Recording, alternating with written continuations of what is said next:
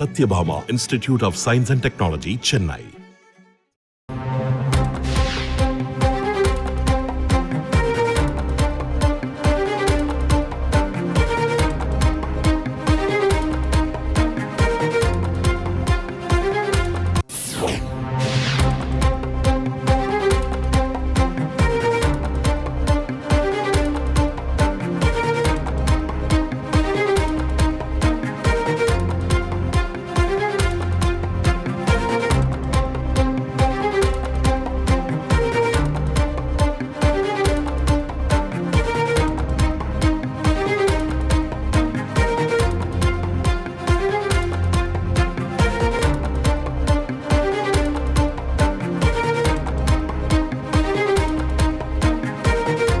EPS பாஜக கூட்டணிக்கு கொண்டு வருவதற்காக OPS தினகரனை அப்ப தள்ளி வச்சு பாக்குற மாதிரி உணர்றீங்களா?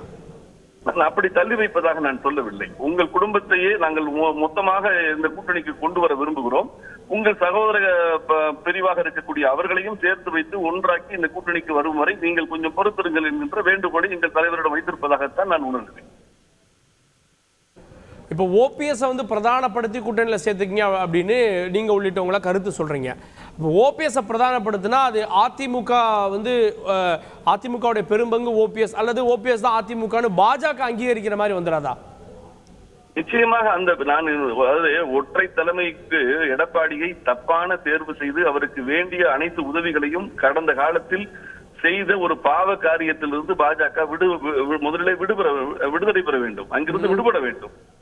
என்ன சொன்னா எடப்பாடிக்கு இந்த கட்சி ஒற்றை தலைமை என்பதாக ஒரு பிம்பத்தை உருவாக்குவதிலே பாஜக பெருத்த பங்கு வகித்தது என்பதை நான் உணர்வேன்.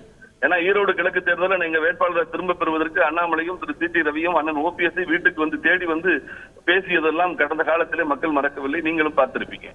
நான் என்ன சொல்ல வர்றேன்னா, எடப்பாடியினுடைய துரோகத்தை அவர்கள் எதிர்பார்க்கவில்லை. இத்தனை உதவிகள் செய்தோம், ஆனால் அவர் இன்றைக்கு முதுகில் குத்துகிறார். என்ன செய்வது என்று விக்கித்து நிற்கிறார்கள். நான் என்ன சொல்கிறேன், இப்பொழுது அதிமுகவினுடைய தொண்டர்களின் தலைவர், மக்களின் தலைவர், அம்மா அடையாளப்படுத்திய தலைவர் அண்ணன் OPS தான் என்பதை பாஜகவும் உணர்ந்து கொண்டு அவரை அதிமுகவினுடைய முகமாக முன்னிறுத்தினால் அதிமுகவினுடைய ஏறத்தாழ 30% மேலான வாக்குகளில் 20% மேலான வாக்குகளை பாஜக கூட்டணிக்கு கொண்டு வர வேண்டும் என்று சொன்னால் அண்ணன் OPS அதிமுகவினுடைய தலைமையை ஏற்க வேண்டும். அவர் ஒருங்கிணைப்பாளர் என்பதை உறுதிப்படுத்த வேண்டும். அதற்கு பாஜக உடன் நிற்க வேண்டும். அதோடு அமமுகவையும் ஒன்று சேர்க்கிற போதுதான் பாஜக விரும்புகிற திமுக காங்கிரஸ் கூட்டணிக்கு எதிரான ஒரு பலமான அரசியல் கூட்டணி உருவாகும். நன்றி திரு Marudhu Alagaraj. Satyabhama Institute of Science and Technology, Chennai.